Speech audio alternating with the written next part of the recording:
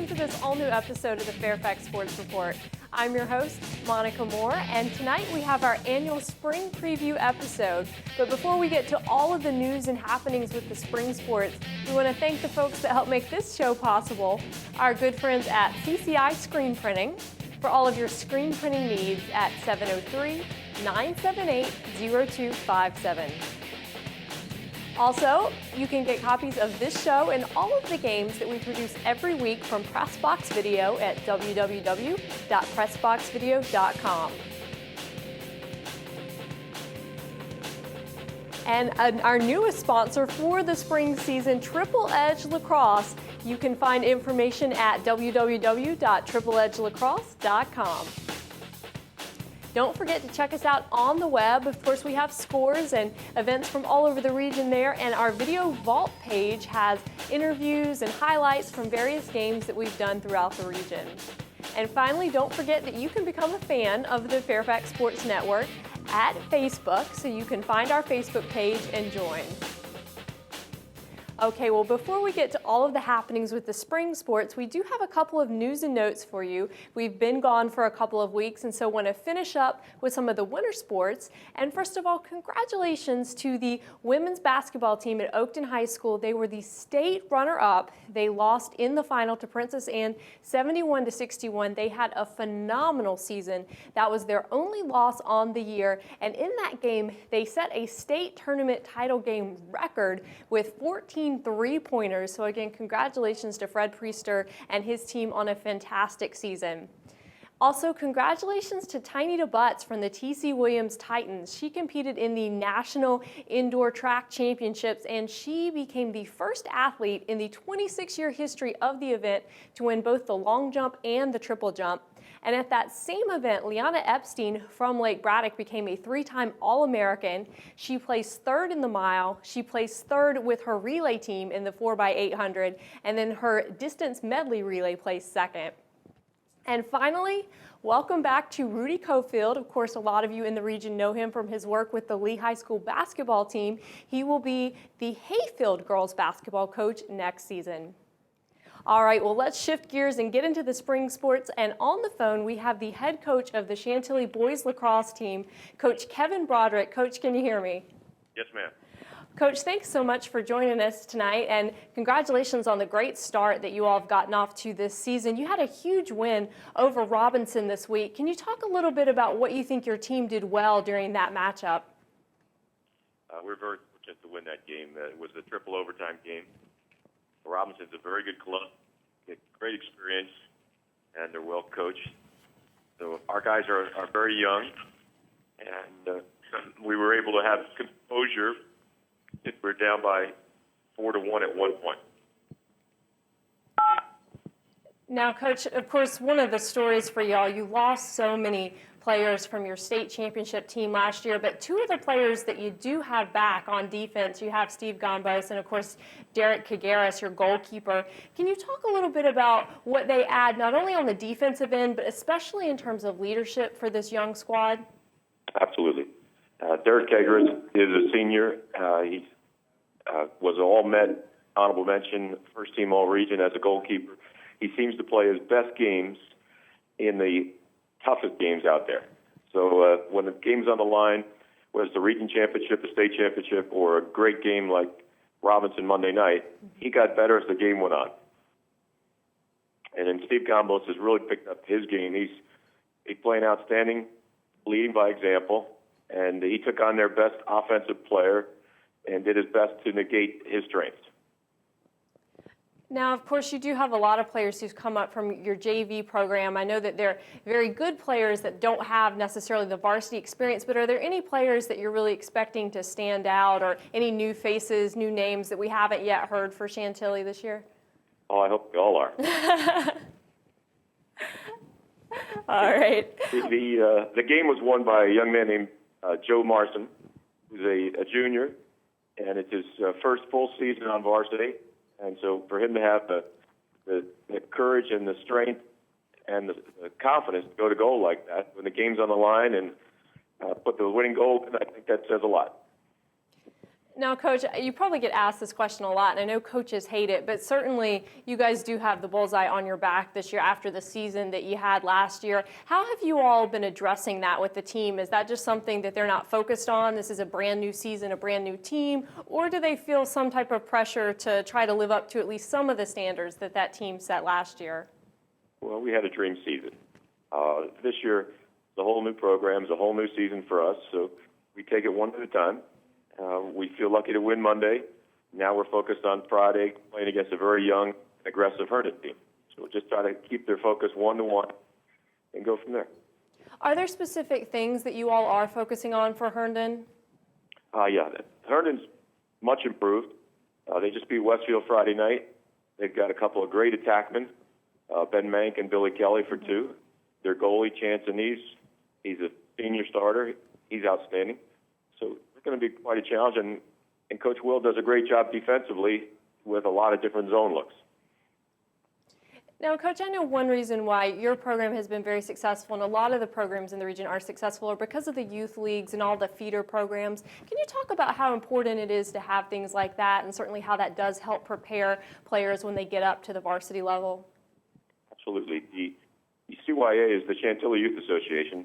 It's a feeder program for Oakton, Chantilly, and some of Westfield. And it's been around for a long time. They go all the way down to under-9s, and they have a really good coaching staff in there all the way up. So it gives the kid an opportunity to see the game and play, learn, grow without any pressure. All right, well, Coach, we wish you all the best of luck against Herndon on Friday and then for the rest of the season. Thanks so much, Monica. All right, so there you just heard from Kevin Broderick, the head coach of the Chantilly boys lacrosse team. So now let's show you the coaches' rankings. This is our Triple Edge coaches' rankings for boys lacrosse, where we stand right now. Since this is our spring preview episode, I'll take you through them, tell you a little bit of my knowledge about all of these teams. And of course, Chantilly there at the top. You see the points. Now they're actually at 3-0 after that big win against Robinson. And this is the team to beat right now. I know they're hoping to fly under the radar, but certainly everyone's looking to take out Chantilly after the dream season, as Coach Broderick said, that they had last year. And the two players that I am looking to lead them are, of course, Gombos and Kagaris, the goalkeeper. They do have a younger squad, but Kevin Broderick and his staff do such a great job over at Chantilly that I am expecting big things out of these Chargers. And until someone knocks them off, I would expect to see them at the top of those coaches' rankings. Now, in the number 2 position, Oakton, of course, they were the region runners-up last year. They did lose a lot off of that team, though, and one person that they did lose who was big was, of course, Coach Tony Gray. He's been replaced by one of his assistants, Coach Guile, and I expect good things out of Oakton as well. They're being led this year by Jack Tyler, and people in the region are very familiar with him. Of course, he had an outstanding football season. He was all met in football. He has great field vision, and so I think that that's one thing that makes Jack Tyler such a good player and certainly will make him a very good leader as he leads this Oakton team. And the Concord is always such a tough place to play that I'm sure that he's going to be looking to motivate some of his younger teammates in order to be competitive with some of the other teams in the region. Now, third on that list was Woodson, and they have a couple of great defenders. We talked about the defenders for Chantilly, but Sean Meacham and Steve Montgomery are two to watch. They're, in fact, on the Tewaaraton watch list. We'll talk about that a little later when we talk about our players to watch. But they key the defense for Woodson, along with their goalkeeper, Steve Colangelo, who's been having a great season so far. Woodson, in their home opener, beat Robinson, and Colangelo had 11 saves in that game. So he's one of the goalkeepers in the region that is one of the finest, and I'm definitely expecting big things out of him as the season progresses. And now let's talk about that Robinson club, who was 4th on the list. As you have realized, based on what we've been talking about so far, they've gotten off to a rocky start, some might say, in that they have lost to Woodson, they have lost to Chantilly, but those are the cream of the crop in the region, so that doesn't necessarily mean that they're not going to be a contender. I think this is a phenomenal Robinson team. Daniel McNulty leads them. He's one of the best players in the region, and so they're definitely a team that you're going to keep your eyes on, because when we get into the postseason, I would certainly expect for Robinson to be there. Now, we've talked about a lot of the Concord District teams. Let's talk about a Liberty District team, Langley. Now, folks, a lot of people think that this could finally be Langley's year. They've been the runner-up 3 times.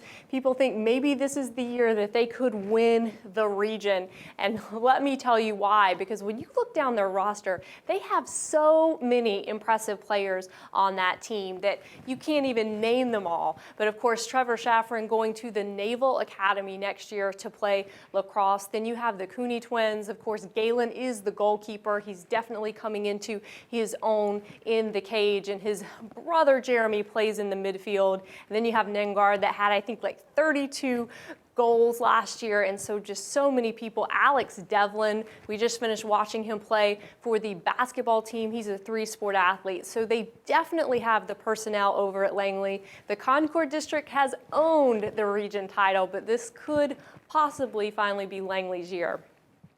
And speaking of those Liberty District teams, the next team on the list is Madison. And they have 2 guys on offense that are a dangerous combination. They have Will Cebulski, who can shoot from anywhere on the field. You have to know where he is at all times. And then, of course, Mike Hayden, another one of the outstanding players for Madison this year. And I think that the Liberty District is going to be very interesting with Woodson, Langley, and Madison. It's going to be quite a battle as they come down to the Liberty District tournament. All right, moving on to a Patriot District team that is next in our rankings, Annandale. Now, Annandale is a bit of a younger team. They're being led by Kason Kynes, and we've talked so much about him on this program. Of course, he was the football standout, the quarterback, also a 3-sport athlete, but he led his team in ground balls last year. That's such an important statistic for lacrosse, and he's just such a leader. You build that up as you participate in all of these different sports, and it just transfers over. So certainly look for Annandale to be in the mix in the Patriot District. Moving back to the Liberty District for our number 8 team in the rankings, you see there that Stonebridge has also gotten out to an outstanding start so far this season. They're being led by Derek Maltz, and he had 33 goals last year and 21 assists, so lots of points for Maltz.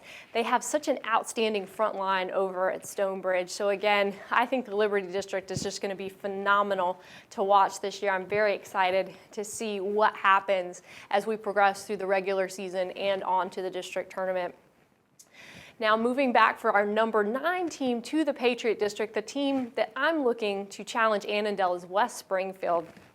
They have a goalkeeper over there that I am very impressed with, and that's Andy McGregor. He's a very athletic keeper, and he's very good once he makes a save at getting the ball right back into play, and that's very important. And it'll be Hunter Bragg over there for them, who leads them on offense. I would look for him to be trying to make some things happen for the Spartans this year. And then finally, rounding out our list, that team that Coach Broderick was talking a lot about, the Herndon Hornets. They definitely, as he said, Billy Kelly, Ben Mank have been outstanding so far this season. And so it's a tough Concord District this year. That is a tough place to make the living. But there's going to be a lot of great games, and Herndon will definitely be in the mix, battling with the perennial powerhouses that are Oakton, Robinson, and Chantilly. So we've shown you the coaches' rankings. Those are compiled by Triple Edge Lacrosse, our good friends and sponsors, and talked about a lot of the teams that we expect to be around the top this season. But now we want to highlight some of the players that you definitely want to keep your eyes on. And certainly I've talked about a lot of them so far, because you can't talk about some of these teams without talking about the players, right? But a couple of other ones that I definitely want to highlight to you. First of all, Brent Secora from Centerville. He's a young man that doesn't get his due, in my opinion, in this region. Doesn't get talked about probably as much as he should. He's been second team all-district for the past 2 years, and Judd Williams has a lot of great things to say about this young man for Centerville. He always is in the mix with their goal scoring, with giving assists to his teammates. So he's certainly one that I think you want to keep your eyes on, because again, Centerville doesn't get as much attention as some of the perennial powerhouses in the northern region. But Brent Secora, certainly a player that is going to do big things for the Wildcats this year. And then we've talked about a lot of the players on this list, but one that I want to draw your attention to, and we actually have the school name wrong, so I apologize to all the Westfield fans out there, but Eric Alter is a midfielder for Westfield. And he has been sensational so far this season, and I expect that to continue on. He had 3 goals in their big win against Oakton this week. That's right. For those of you who didn't know, Westfield did take down Oakton this week, and Eric Alter was a big reason why that happened. And so I would keep your eyes on him for the Bulldogs, along with a lot of other good talent that they have over there. Westfield certainly will be in the mix, but as we've talked about, lots of powerhouses in the Concord District. Now for the Liberty District, we've also talked about a lot of the players to watch because they're on Woodson and Langley. However, one that I definitely have to draw your attention to is Kevin Smith for Marshall. Now, I had so many coaches tell me during the preseason that this kid is one of the best face-off specialists, if not the best, in the region. He could win 90% of his face-offs this year. He's that good. And so you want to keep your eyes on him because Kevin Smith is the best of the best when it comes to face-offs in the region. And there you see 2 players for McLean as well. You have Grayson Dahl and you have Brad Mason, 2 players for the Highlanders that lead that squad, battling in the Liberty District that has a lot of good teams this year. So we'll see how they come out in the mix in that Liberty District. And then Stefan Kowalski. People in the region are very familiar with him. He's one of the best players in the region playing for Thomas Jefferson. He's one of their midfielders, a senior this year. Certainly hoping, I'm sure, that his Thomas Jefferson team will be in there battling with the Liberty District. And closing out the list, of course, those 2 players for Woodson that I talked about on defense, both Meacham and Montgomery on the Tuaraton watch list. That's what the TWL stands for in our graphics. Okay, so you've seen the Concord, you've seen the Liberty. Now let's talk about a couple of players in the Patriot National Districts. We've talked about those outstanding players for West Springfield. Of course, Hunter Bragg leading them, Kason Kynes for Annandale. We also have Alex Caldwell and Andrew Semp on the list for both Lake Braddock and Lee. But now let's talk about the National District because they have some great lacrosse going on in the National District. And some of these players have had outstanding careers so far, and I expect to see more big things from them before they graduate. Now, Falls Church was the National District champion last year, and Connor Simmons and Alex Namvathong were 2 of the big reasons why. Both of them had about 70 points apiece last year, and I would expect for Connor Simmons to score around 50 goals this year. He's just that good, and he's so dangerous on the offensive end.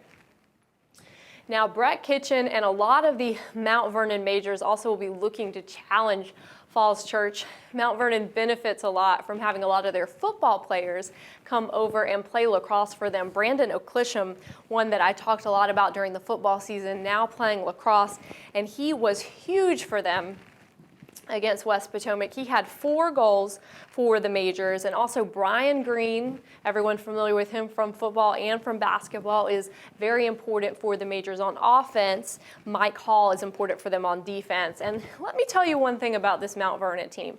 They have a very strong lacrosse tradition over there.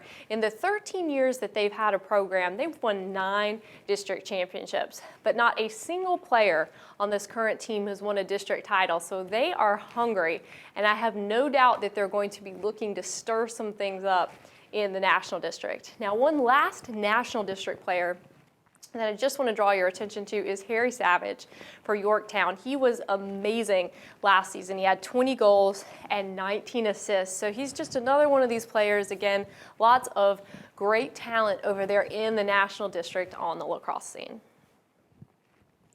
So that's all we have for you for the boys lacrosse tonight.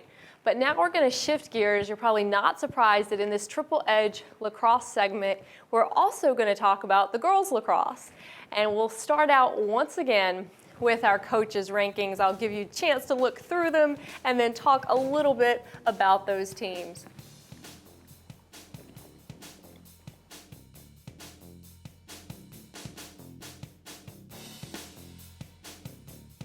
Top of the list. They, of course, were one of the huge contenders last year. They ran into that huge roadblock that is Gene Counts and the Oakton Cougars in the state championship. But Michelle Gates has almost everyone returning for her Chantilly squad, and one of them among them is Brittany Grill. Now, people in the region very familiar with Brittany because, of course, she was the Northern Region Midfielder of the Year. She's going to be playing for Delaware when she goes on to compete in college, but certainly she has a lot more lacrosse left in her. Now, of course, Oakton, on the other hand, they lost a lot of their talent from last season. Ashley Kimmener and Tori Morgan, two of the outstanding players in the region who have gone on to graduate. But last year, a lot of people discounted Oakton and didn't think that Gene Counts and company were going to be able to pull things out at the end. But of course, they surprised some people, won their third straight state title. Now, she did lose a lot of people to graduation, but I've heard rumors that she has a lot of talented freshmen. Of course, Blair Kiefer is back for the Cougars, so I would expect some big things for Oakton. Now, moving down my list to Robinson and Megan Dunleavy, one of the outstanding talents in the region. She had 7 goals against Lake Braddock a short while ago, and she's got a lot of help on that team from some of her teammates. Kelly Zink, the goalkeeper, had 11 saves against Bishop Ireton. And Sam Barber, another player that I really like for them, she's their markup defender. She's always in the mix on defense. So many good players for Robinson that I would expect the Allison Nunn and the Robinson Rams are going to have a very good year this year. Now, Madison was next on the list, and a lot of people think Madison will be making some noise in the region because Amanda Counts has done an amazing job with the Madison Warhawk team. And so I would expect for them to definitely be around the top in the Liberty District, and then we'll see what happens when the region tournament rolls around. And another one of the teams in the Liberty District that I'm looking for big things from are the Woodson Cavaliers with Becca Geist and Carrie Pritchard, two of the best in the Liberty District. Speaking of the Liberty District, there you see Langley right after. It's in the 6th place position. They're 4-0 so far, and one of the big reasons for that is Maggie Kovacs. She is one of the best players in the region against Marshall this season already. She had 6 goals and an assist, and so Langley, Woodson, Madison, just like with the boys, I would think are going to be around the top, really battling within the Liberty District, looking to make some noise even when they get on to the region tournament. Now, Westfield is in the 7th place position, and like the boys, they struggle a little bit with the fact that they have the powerhouses Chantilly and Robinson in the region, as well as Oakton. However, they have a lot of talent over there. Jim Dwyer has, of course, Amanda O'Sullivan back for her senior year. She's been one of the best players in the region for quite some time. She's back for her senior year. And then he has a couple of players who play on club lacrosse teams, Mary Barondess and Katie Zinzak, who have played together. They have a lot of chemistry on offense, and so they definitely can make some things happen and will be big threats for the Bulldogs this year. Moving down the list even further, you see the Stonebridge Bulldogs, and they have an outstanding team. If you're a fan of the show and you watched it last year, you know how impressed I was with Kristen Howard's Stonebridge Bulldogs, and so much of that talent is back. Of course, they lost Megan DiMartino, which was a huge loss for them. However, they do have back Lauren Giusti, who scored so many goals for them last year, and she's getting a lot of support this year from Amy Rollins, and then, of course, Rachel Pascal, who have contributed so much offensively. And they love to share the ball. You see that they often have a lot of goals, a lot of assists on that team. They have very good chemistry offensively. And having that same offensive unit back that they had last year, I think, will really contribute a lot as they get into the postseason. As those who are fans of the show know, they were one of my favorites to go far in the region tournament. They ran into, I think it was Chantilly, but I would expect big things out of the Stonebridge Bulldogs this year. In the 9th place position, of course, Annandale, Cindy Hook's team, 7-2 on the season so far. And this Annandale team, of course, they won the Patriot District last year, and they have 15 players back from that team, among them Madeline Irwin, who of course competes on the Capital Lacrosse team during the offseason, so she gets a lot of practice in through that program and a lot of good competition throughout the state and throughout the East Coast. And then Meredith Rutherford and Rachel Weiss for Annandale as well, or Weiser, I'm sorry, for Annandale, very good players. And finally, West Springfield closing out the bunch there in the number 10 position at 3-1 on the season so far. They have Rachel Tomlinson back. Last year I got to do a Q&A with her that was featured on our website, so you can probably still look that up. She's an outstanding player for West Springfield, and I think she'll be one of the leaders for them as they look to battle Annandale in the Patriot District. Well, we've talked about a lot of the players, again, just like the boys when we were going through the standings and showing you the coaches poll and giving some predictions about how things might turn out as we get to postseason time. But now let's take a look at the players we've picked out as the players to watch in the districts. Now first you see Haley Anderson for Centerville. She is only a freshman, but Sarah King is very excited about her, and let me tell you, she has a very good reason to be excited about Haley Anderson. She had 4 goals against Westfield, and it's just it's fun to imagine what she's going to do with the rest of the season because she has come out so strong so far. Of course, we've talked about the players for Chantilly, and then Sarah Berson from Fairfax that you see on the list. She has been very important for Stephanie Dagley and the Fairfax Rebels for quite some time. She's been on the varsity team for 3 years now. She has great stick skills, and she's always one of the Rebels' top scorers. So again, for her senior season, I would expect for Sarah Berson to come up with some big stuff for the Fairfax Rebels.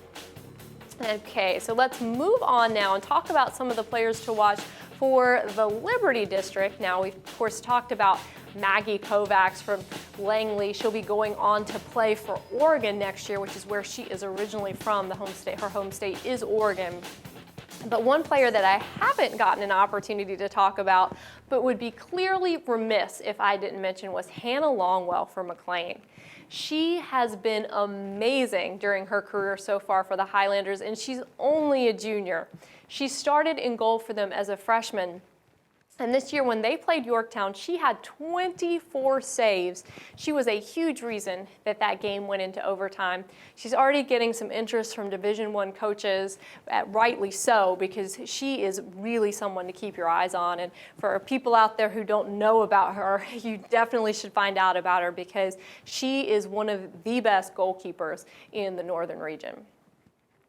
Okay, so let's move on now. We've talked about the players for Stonebridge and of course those outstanding seniors for Woodson that will be looking to lead their club. So let's move on now. Take a look at the Patriot District.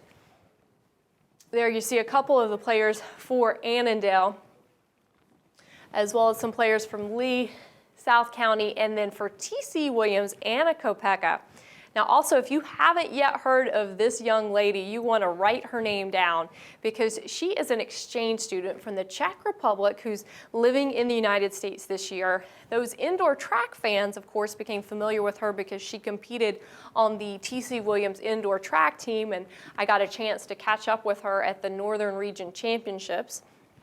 Well, lacrosse is her sport. She is on the U19 World Team, and I think she's going to make a lot of noise throughout the region this year because she is not only one of the best in the region, but in the country and in the world, no doubt, for her age group because she is certainly someone who can make things happen. And Jillian Clatcherty has a lot of experienced players to surround her with. So it's going to be interesting to see what T.C. Williams does this year in the Patriot District. Now finally, moving on, let's talk a little bit about the players to watch in the National District. You see Nicole Friday on there for Stuart. She was the team MVP this year, and I know that they're looking for her to do some more big things for Stuart this year. And her teammate, Katie Runnerstom, she's a great story because she just picked up lacrosse last year. She decided she would come out and play as a junior. She spent a lot of time during the off season working on her skills, and has definitely come back to her team even more improved, and she's a leader on that Stuart squad. And so I definitely think that those two will be very important players for Stuart. And then you see, of course, Aisha Bagg and Corrine Spitzer for Edison, also a couple players that I think you want to keep your eyes on. Okay, so we have blazed through the Triple Edge lacrosse segment, telling you everything you need to know about men's and women's lacrosse throughout the region. We're going to take a quick break and we're going to shift gears and talk about soccer. Welcome back to this all-new episode of the Fairfax Sports Report. We are going through our spring preview.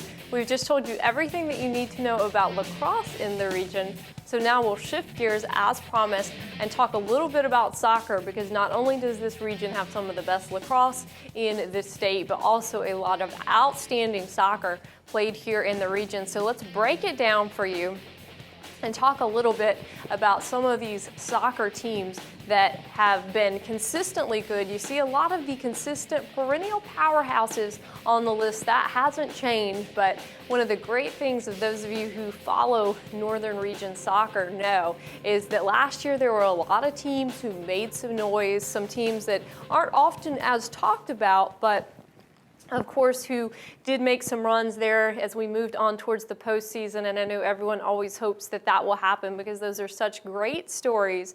But at the top of the list right now, the team that everyone is expecting to do so well in the region this year is Westfield. Now, of course, they lost AJ Shita from last year's team, but Sean Mernon is back for them. And he is, in my opinion, one of the best, if not the best players in the region. Of course, he committed to play for Virginia as only a sophomore. He spent last year playing over at Herndon for Sean Lanigan. He's back at Westfield. He's a huge reason why they're doing so well on the season so far. Tom Torres is a great coach for Westfield, and so a lot of people think that Westfield could go all the way this year, but certainly they'll need big things out of Sean Mernon if that is going to happen for Westfield. Now, moving down the list for our rankings, another team that people are expecting big things out of for this season is Robinson.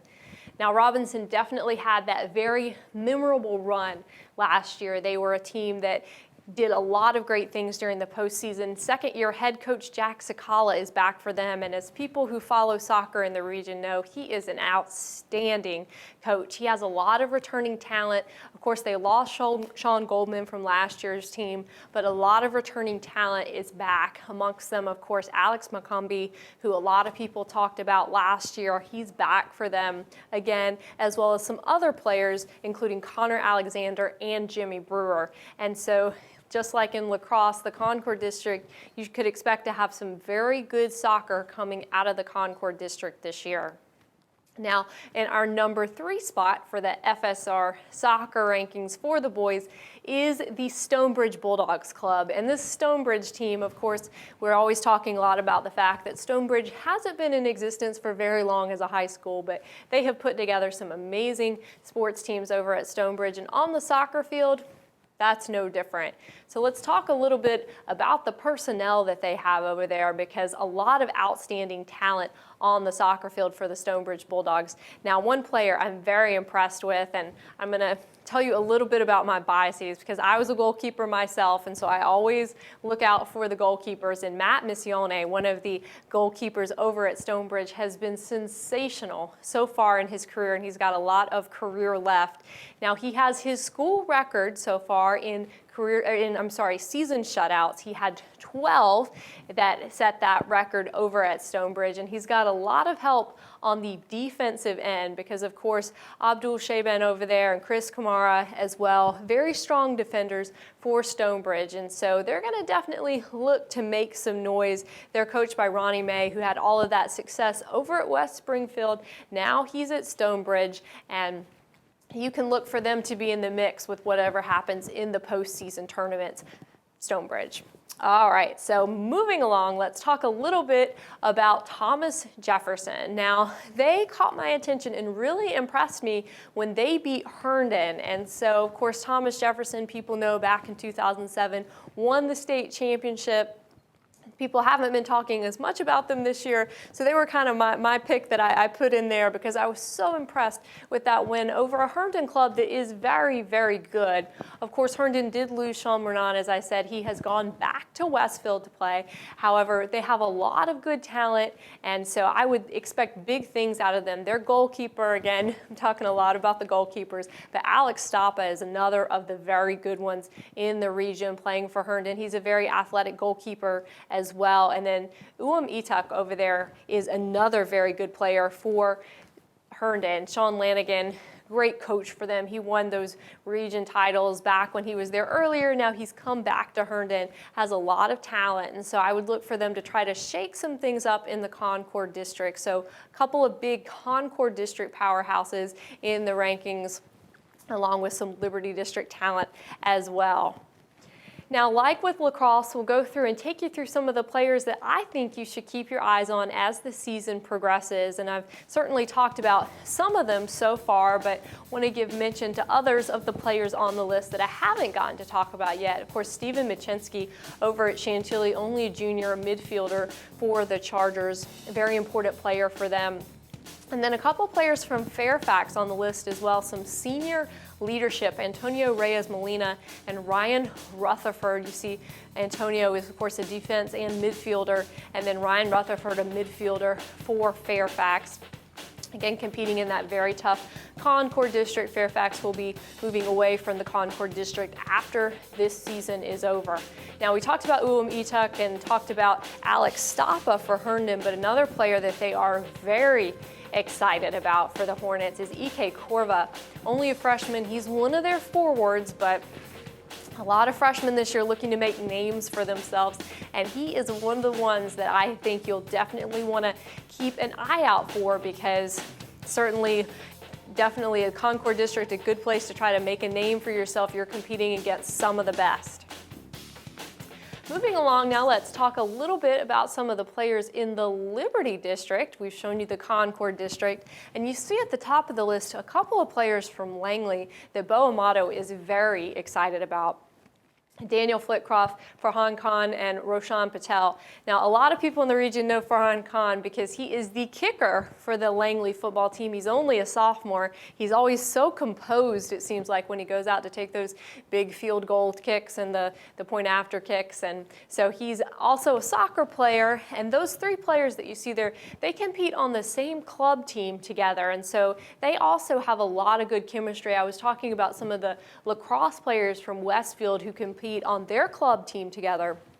But these kids from Langley, they have a lot of experience playing together. They know where each other are, and they know how each other plays. And so I think that they'll definitely do some very good things for Langley. Followed by a couple of kids on the list from Marshall High School, Dylan Goodall and Julian Smith, some young talent over at Marshall this year. You see that they're both only sophomores, so certainly good things in store for them for the rest of their careers, but looking to do some work this year in a Liberty District that, as I said, has the tough Stonebridge team, Thomas Jefferson and Langley. And then finally, you see the players from Stonebridge that I talked a lot about. I didn't mention Mike Herndon. He's only a sophomore, but the rest of those players from Stonebridge, I think, will do some big things, all of them, along with their teammates. Stonebridge, one of those teams you definitely have to keep your eyes on because they are becoming quite a powerhouse in all of the sports that we cover. Now, the Patriot District, also a lot of good soccer played in the Patriot District. Lolo Newsom at the top of the list for Hayfield. Now, I watched his basketball team lose a heartbreaker to TC Williams in the Northern Region Basketball Championships and was very impressed with this young man. He's such an outstanding basketball player, but now he's shifting gears, will be on the soccer field. He's a midfielder forward, and this is his senior year. A lot of coaches in the region had very good things to say about this young man. You see Mulu Eichel from Lee, another senior there for the Lancers, and then a couple of players for South County. All those names, players that you saw last year on the district list, on one of the district teams for the Patriot District. They stood out to the coaches, Javier Hernandez, Willie Roche, and Zach Wilner for South County. Very talented Stallions team. And then we get down to a name that people in the region are very familiar with, and that is Brian Frank for the TC Williams Titans. Of course, he was all region last year. This young man is an outstanding soccer player. Now, TC Williams has gotten off to a rather slow start this year.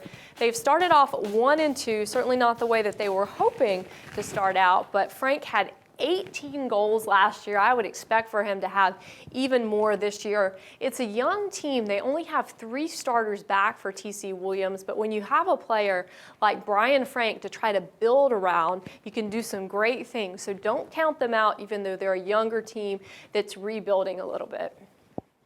Now, as you know, I like the goalkeepers. Orlando Nares for West Potomac. He is such a great story. Andrew Peck's very excited about him because he started out his soccer career as a forward. He played forward for 8 years, but they moved him over to the goalkeeper position last year. He did a great job. I mean, the things that that young man was able to do with his first year at that position are quite amazing. So I would look for him to come out his senior year even more impressive. Orlando Nares, great player over there for West Potomac. And he's got some great teammates as well, and Kwasi Owusu and Kyle Wilson, a couple of juniors for West Potomac who will be around for a couple of more years to try to do some big things for the Wolverines, trying to make a name for themselves this year in the Patriot District. Finally, closing out, we cannot forget the National District because there are also some amazing soccer players over there in the National District. And I'll start from the bottom of the list and go to the top because Alex Herrera, of course, he was last year's Northern Region Player of the Year. He's already committed to go to George Mason. And I'm sure when a lot of you were looking at my soccer rankings, you might have thought that I was a little remiss because Yorktown wasn't on there. But Yorktown has gotten off to a little bit of a slow start themselves. They've had a couple of injuries, and one of those injuries was actually to Alex Herrera. He injured his ankle, but he is now back. And so I would expect for Yorktown to start inching their way up my rankings because Alex Herrera, he's one of the best. And as I said, he's going to go on to play at the next level. But I think he has some unfinished business to do in the National District and in the region before he moves on. You also see on the list a couple of players from Mount Vernon. John Wright, I talked about how Orlando Nares moved from the goalkeeper position to the forward position. Well, John Wright has also made a big shift. He was the sweeper last year for the majors, but he's moved over to the forward position. And he has already had a sensational season. Against TC Williams, he had a hat trick and he had the game winner. And so definitely a very good coaching move to move John Wright over to the offensive end. Now, Francisco Rodriguez, he's another player. He had an injury during the offseason, broke his leg playing for his club soccer team, but he's healing, and they definitely expect for him to return to his playing form. So Francisco Rodriguez, another player in the National District that I think is going to do big things this year. And then finally, Andy Rodriguez. I think a lot of people don't talk about him. He plays on the DC United club team and another good player and certainly a great player over at Edison. So keep your eyes on the National District. Like I said, a lot of good soccer being played there, a lot of good lacrosse being played there, and Alex Herrera, the best of the best, as a lot of people would say. So there you have it for boys soccer. Lots of exciting stuff going on already in this very young season. We'll quickly be approaching the postseason, and of course, as it always seems with the spring sports season, these teams have really been battling with the weather. They probably didn't expect to still be battling snow and things like that, but have had some issues with that, having to practice indoors, but hopefully we'll get some better weather so these team schedules won't be disrupted anymore. Okay, so we've talked about boys soccer. Now we'll tell you a little bit about the girls because as people know, Robinson, of course, was the state champion last year, that Robinson team that did so many amazing things. So I'll let you take a look at my rankings for a quick minute, and then I will tell you a little bit about these teams and why I put them on my rankings in this order.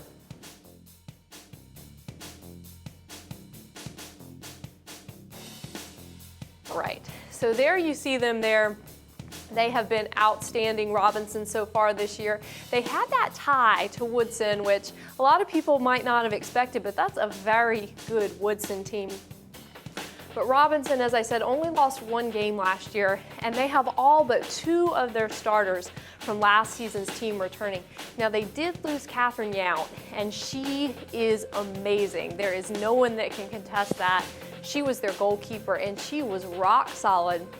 I did get to see that state championship final, and she's such a leader back in the goal. I don't know how you replace someone like a Catherine Yount, who was so big for Robinson during her 4 years, but Jim Wright doesn't rebuild, he just reloads. So I'm sure people are not worried about the Robinson soccer program because they have so much talent. And let's talk a little bit more about some of that talent that they have, because it's truly amazing when you look down their roster and you see all of the young women over there. Now, first of all, of course, Leanne Baxter, she's one of my favorite players to watch, and she had the game winner in the state championship game.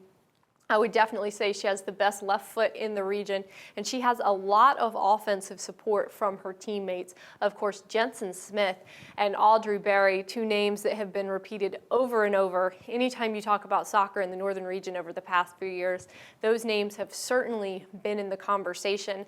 And let me introduce you to a new name for Robinson if you don't know it yet, and that's Barbara Plattenberg. Only a freshman, and she really started off the season with a bang. Against Woodbridge, she had a goal and 2 assists, and I would only expect her to get better. And when you play around talent like Leanne Baxter and Jensen Smith and Aldrew Berry, it just makes you a much better player. And so Barbara Plattenberg, I would expect to be a name that you are going to hear me repeat over and over again as the years go on. And then there's Monica Crimmen for Robinson. And she is a player for them that doesn't get talked about a lot in the region, probably because there's so much talent on this Robinson team.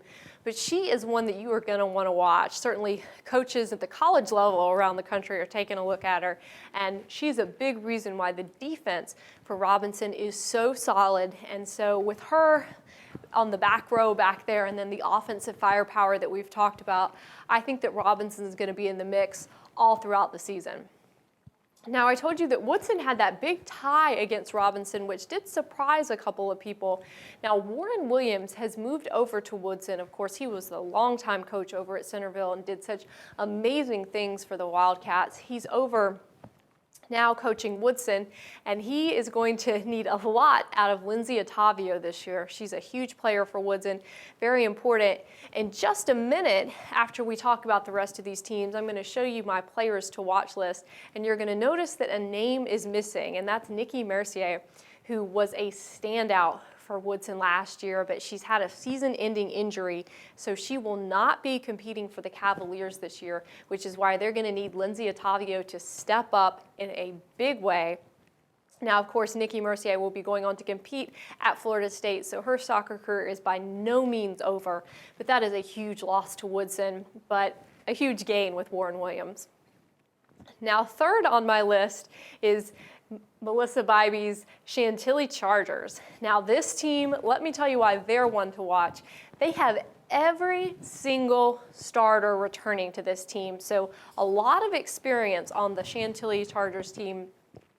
They have what I would call one of the best midfields in the region.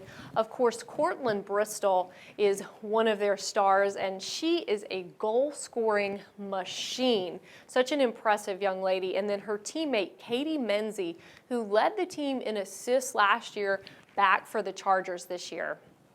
Now you saw that McLean is in the 4th place position on my list, and they have a lot of outstanding players as well. Now among them, Andy Romness, she's one of the basketball players. You keep seeing this trend here, a lot of athletes who play 2 or even 3 sports, and Katie Flint as well, another basketball player from McLean. I got to see them play several times this year on the hardwood. Now they're playing on the soccer field, a very exciting team to watch, and certainly ones that you want to keep your eyes on in the Liberty District.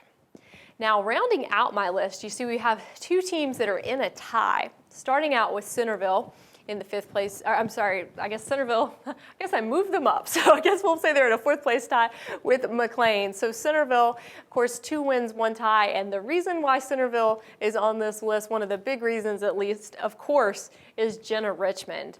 She is one of the best players in the region. In fact, when she came out her freshman year, she was probably one of the best, if not the best freshman that we had seen in at least 10 years. Such an outstanding player. And then, of course, the disappointment her sophomore year. She was out the whole season due to that ACL injury.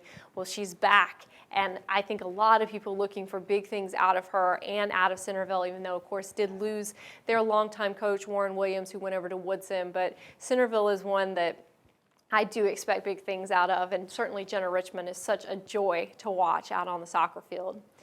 And then in the lone fifth place position are the Stonebridge Bulldogs. You see them there. Now, a little bit of a rocky start to the season. You see 1-1-2. But let me tell you why I think they're deserving of being at the number 5 position and why I certainly believe that they're ones to watch. They have 2 young ladies over there who are outstanding. Lindsay Henry, of course, going to UNCW next year to play soccer. She was all-region last year. I certainly expect for her to be all-region again this year. And then her teammate, Christy Rodriguez, is one of the best. Now, of course, again, Stonebridge has only been around for a couple of years, so perhaps a little easier to have the school records there than at some other places, but you can't take anything away from Christy Rodriguez because she is amazing, and she does currently hold her school records in goals scored in a season, goals scored in her career, and assists scored in a season. So congratulations to her. Very much looking forward to watching her play yet one more year for the Stonebridge Bulldogs. Now, we've talked a lot about some of the players that I think are going to make a huge name for themselves this year. Not that they haven't already, but will certainly be the players that people are going to be talking about. But let's take a look at a couple more from each of the districts. Of course, Jenna Richmond that I talked about from Centerville, only a junior. And then the big powerhouses from Chantilly, Cortland Bristol, Katie Menzie, and Kristen Melchiore, who I didn't talk about earlier, but she's going to Lynchburg next year after finishing up the year with Chantilly, and Kelsey Ryman as well. Melissa Bybee just has so much talent. It's very much like Jim Reich. They certainly have a lot of talent at those 2 schools, and so certainly think that they'll be in the mix. Samantha Cormod from Fairfax, their goalkeeper, she impressed a lot of people throughout the region as a freshman, so people are very excited to see what she's going to do with her sophomore year. Aldrew Berry, one of the players for Robinson, she's already committed to play soccer at William & Mary, but a couple more years left with the Rams, and then a lot of her teammates to talk about as well. I already mentioned them, or some of them, because you see Leanne Baxter on the list, who will be going to Richmond, and then Allie Heck, one of their defenders. I talked about Monica Crimmen as well, who I inadvertently left off the graphic, but certainly want people in the region to keep an eye on her, and Jensen Smith. Finally, closing out the list for the Concord District, so much talent in the Concord District is Abby Sams for Westfield. She is amazing for the Bulldogs, and they'll certainly be looking to her for some leadership and to help them battle through this very tough Concord District for girls soccer. So shifting gears a little bit, let's talk a little bit about the Liberty District now. And at the top of the list, a young lady that is wonderful on the offensive end for Langley, Britt Fruin. A lot of people in the region were talking to me about her because she is very strong offensively, and she's surrounded by a lot of talent this year, and one of them is McCall Benson, again, another basketball player who shifted gears and playing for Langley, and you see a couple of other players from the Liberty District that I want you to keep your eyes on as this season progresses. Now let's talk about the Patriot District, because a lot of talent also in the Patriot District, and one of my favorites to keep your eyes on is Jane Amon over at Annandale. Now have her listed there as a goalkeeper. She's amazing in goal, but she's also a very good goal scorer, so this young lady can do it all. You see Allison Nabatoff on there for Lake Braddock. Of course, a lot of talk in the news about what's going on over at Lake Braddock. A number of the players suspended due to out-of-school related event. So Adam Sues over there will certainly be working around that to build up his team. A very unfortunate incident, but Allison Nabatoff, Brittany Peebles, 2 of the best for that Lake Braddock team. Now let's close out the list and see the girls from the National District, some talent there as well. And Shelly Hoth, one of my favorites in the National District, she was the MVP for Mount Vernon last year. And I think you can look for her to, again, do great things over there for the majors. Of course, Rachel Stevens from Stuart, Ellie Mills and Emma Wolfarth for Washington and Lee, and then another goalkeeper, Carla Manger for Yorktown, closing out my list. So there you have it. That is our soccer preview. We've talked about the boys, now we talked about the girls to give you a little sense of what will be going on in the region on the soccer field. Lots going on, lots of great storylines to watch. One thing I noticed was so many new coaches, new faces on the sideline. One of the great things every year, we do have the coaches that have been around for a while and such seasoned veterans, but it's great to see the new coaches come in and mix things up as well. Okay, so that is our run around the region. We hope you've enjoyed our spring preview episode. Before we go, we certainly want to thank the folks that help make this program possible. Our good friends at CCI Screen Printing. For all of your screen printing needs, it's 703-978-0257. Also, don't forget that you can get copies of this program and all of the games that we broadcast throughout the region from www.pressboxvideo.com. And our spring sponsors, Triple Edge Lacrosse, special thanks to our good friends over at Triple Edge. You can find out more information about them from www.tripleedgelacrosse.com. Our website always has scores and lots of other updates, and of course the video vault feature where you can see interviews and highlights. And don't forget that you can check out our Facebook page and become a fan of the Fairfax Sports Network. Well, again, thanks for joining us for our spring preview episode. We'll be back soon with more news and notes from around the region.